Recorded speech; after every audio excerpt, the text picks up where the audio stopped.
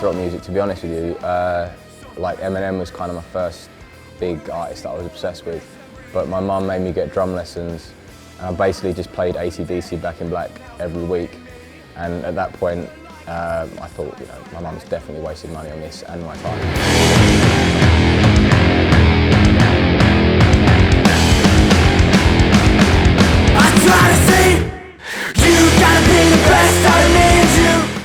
Hi, I'm Griffiths, and I'm in a band called False Heads, and I play guitar.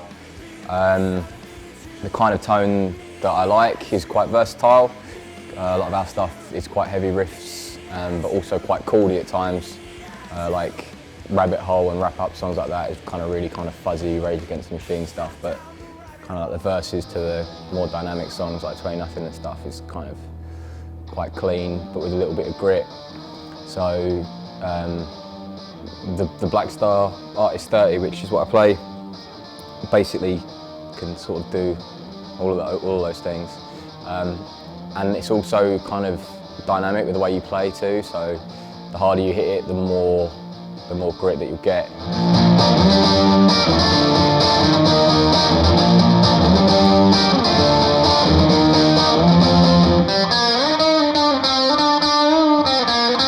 Well, literally, as when we first got endorsed, I took the Blackstar, the Artist 30 straight on tour, and it was just, yeah, the clarity. That was the big thing for me, really.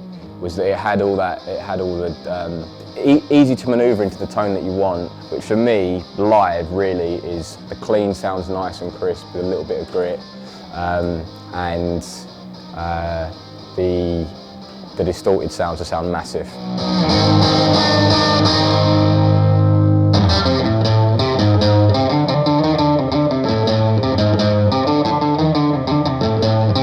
I started skating and stuff like that, and then my auntie, I was like kind of a little bit of like English Shikari and Slipknot, but then my auntie gave me like Nevermind by Nirvana, and then OK Computer and Blonde on Blonde. My dad, because then I was really into music and my dad was into Bob Dylan, so when I was like, oh, like I'm listening to Nirvana, Radiohead, my dad was like, listen to this.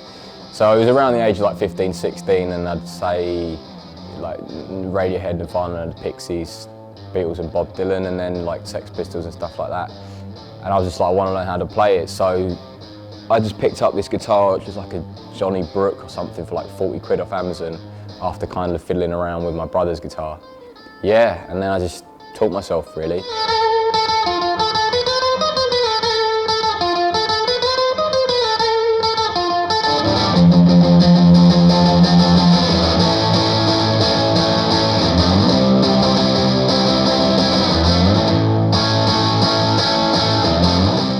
I was just trying to get it going for years. It wasn't ever really working. I went to university, came back, and then finally Jake and Barney joined, and which was weird because they were in a band at school together, and I was just sort of this, you know, trying to get a band together, and it just wasn't working, and it was always awful.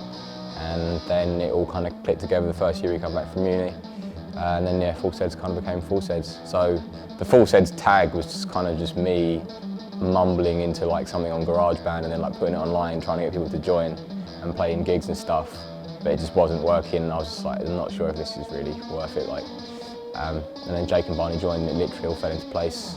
What I was using was the second channel, and I'd have the gain at about 4, and then I'd have the master volume up at about, I don't know, maybe 8. No, that means actually just do it the way that I was having it. So I had the bass quite high, the treble down the middle was in there, and the ICF was up there, and the reverb was about there. That's basically what I had for tour. And that with my Fender Cyclone and my Fender 66 just sounded massive.